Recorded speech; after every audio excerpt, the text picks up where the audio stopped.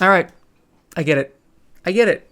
All right. I don't need all of you in the comments talking about how I'm wrong. I already know what's going to happen. Everyone in the comment section is going to be like, oh, you were overreacting. You were crazy. You were blowing stuff out of proportion. Oh man, I can't believe you overreacted like this. People online are making memes about people were selling their Xboxes and trying to buy them back. And yeah, I was wrong. I was wrong. You know, I believe the leaks that Starfield and Indiana Jones were going to PS5. It's just 4 smaller titles that are going to the PlayStation 5.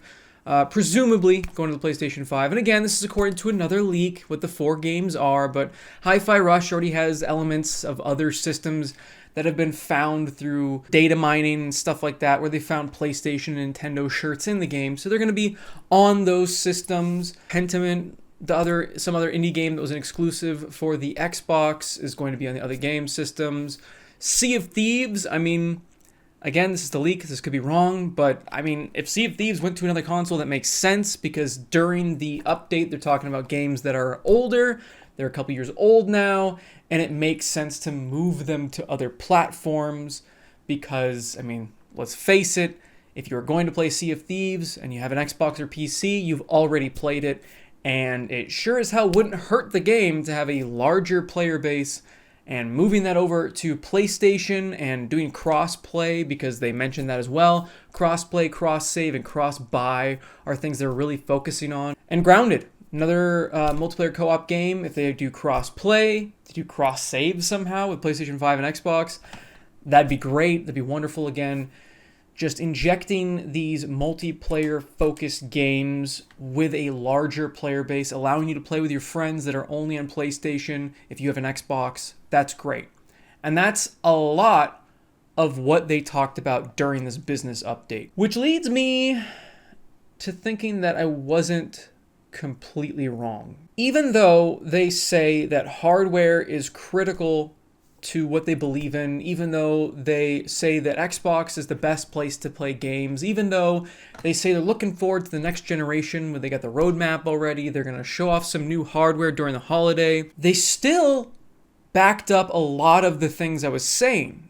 Even though I extrapolated a lot of the leak, most of the leak was just Starfield and Indiana Jones were going to PlayStation 5. I went on to say this is just the beginning. And I know a lot of other people said the same thing. And this is confirmation that that belief isn't entirely wrong. I do have a fundamental belief that over the next 5 or 10 years, exclusive games that are exclusive to one piece of hardware, are going to be a smaller and smaller part of the game industry. I mean, right there, they just said exclusives. They have a fundamental belief that in 5 to 10 years, exclusives are going to be a thing of the past.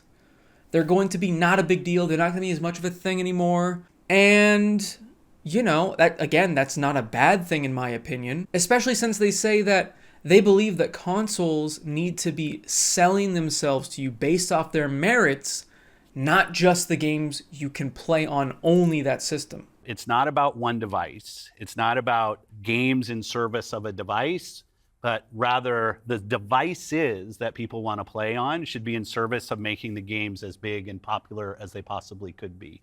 And honestly, all of that, wonderful. That is such a wonderful idea. It's exciting to think of a future where the system itself sells itself based off of its innovation, based off of its power, based off of the little things that it brings to the table that makes itself unique and makes it the best place to play games. And that's what Xbox says all the time. They want to be the best place to experience video games.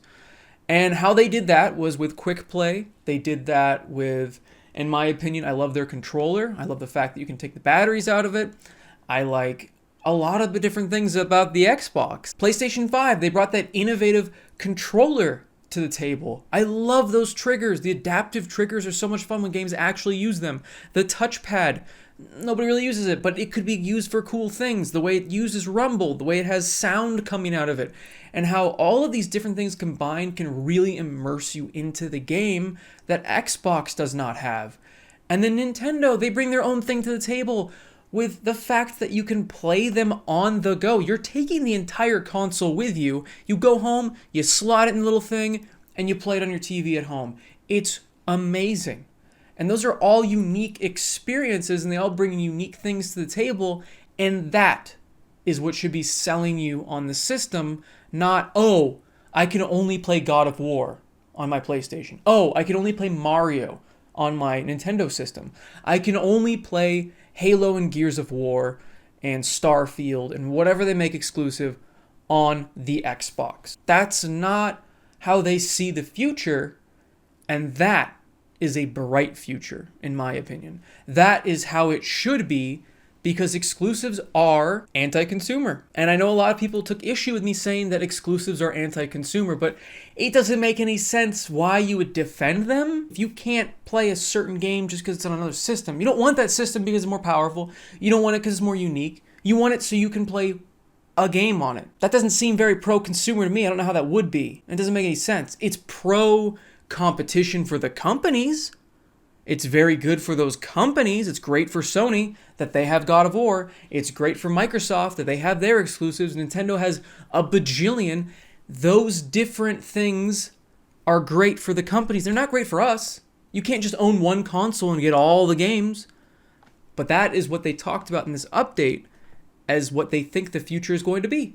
And I think that is a bright future and a much better future than what I was thinking might happen if Xbox dropped out. Now, honestly, this could still, that dark future that I talked about, where Sony controls the pricing of everything, they're the only console on the market with a powerful system because Nintendo's off doing their own thing, they don't care. That could still happen because this is a fairy tale, in my opinion. This 5 to 10 years of no exclusives on anything, I don't see that happening.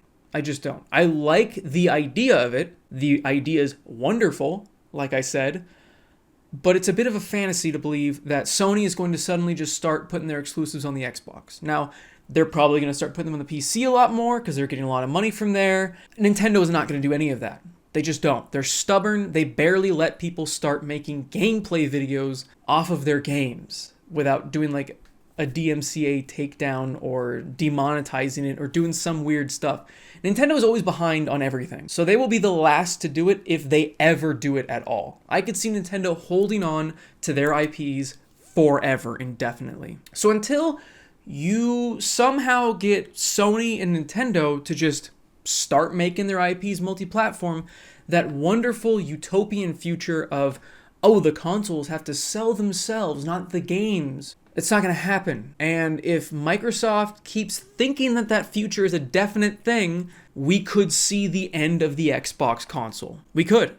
That future that I brought up in that last video, if you'd like to watch it again, it's still relevant. That future of no Xbox is still very real if they keep going down this road of no exclusives while other platforms still have exclusives. Because then you're left with that question again, why am I buying an Xbox? Now, the argument to that is the fact that they're going to have all of their games day one on Game Pass. That's another thing they really brought up during this update, is the fact that Activision Blizzard games are going to start coming on the Game Pass platform March 28th, starting with Diablo 4. Now, I don't know how many people are super excited about that, but the fact that they own so many different companies, and they're going to keep buying them, they just are. They're going to keep getting developers, they're going to keep making different deals with developers to have games come on a Game Pass day one. PlayStation doesn't really have that. PlayStation, even at its most ultimate of ultimate PlayStation Plus plans, you do not get PlayStation games day one on that service. You just don't. Because they want you to buy those games for $70. They have not dove in completely into the subscription service like Microsoft has. Microsoft has decided that this is what they're going to chase after, and this is what they're going to make their platform unique for. Not exclusives anymore. They're done with exclusives. Their main focus is to make Game Pass the best deal in gaming and Xbox the best deal when it comes to the full package of games. They want it to be the best place to play games, not necessarily because it's the most powerful, the most innovative, or anything like that, but because they're already there with Game Pass Ultimate day one. You don't have to go to the store anymore. You don't have to purchase anything. The games they make are already included with the subscription service. You're getting everything. You don't have to worry about anything. And that's what they want. They want it to be a complete package, and that is their selling point. That saves them from that horrifying future that I painted in the other video, where Sony's the only powerful console out there and Nintendo's off doing their own thing.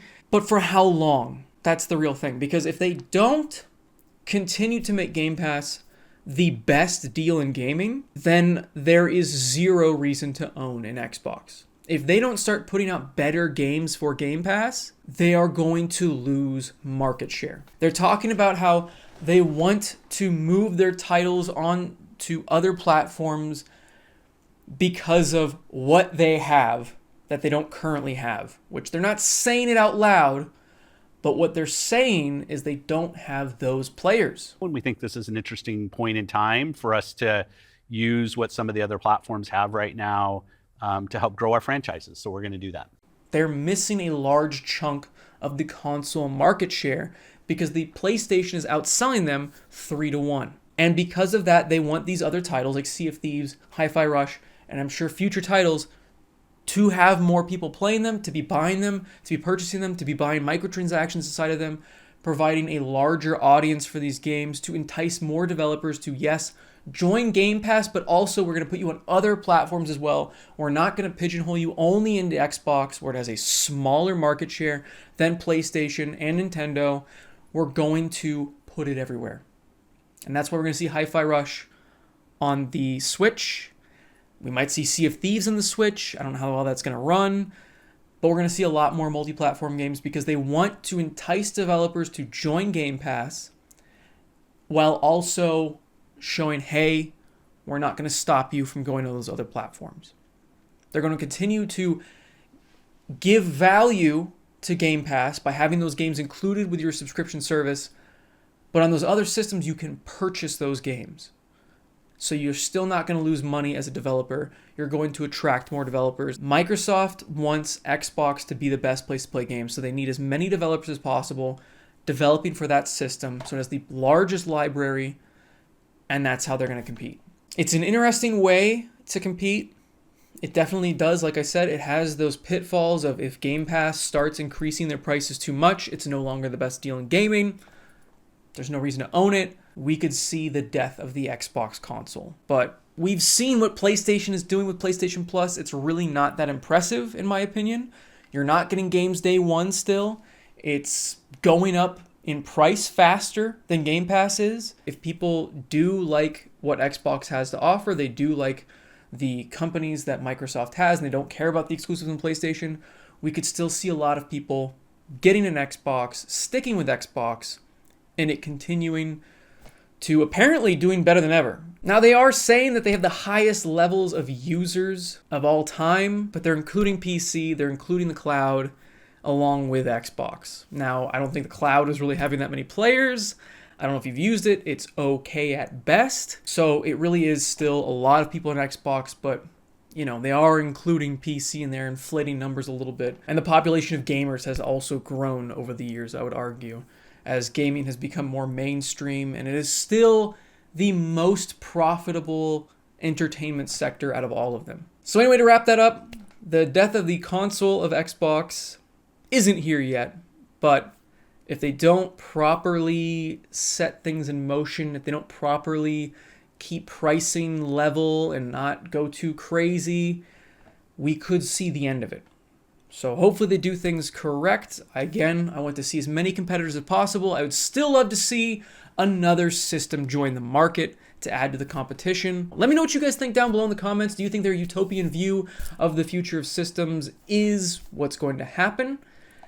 Or do you kind of agree with me that it's kind of, you know, it's a little hopeful Xbox? Anyway, please like the video if you guys liked it. Subscribe for more content. And as always, have a fantastic day. See you, everybody.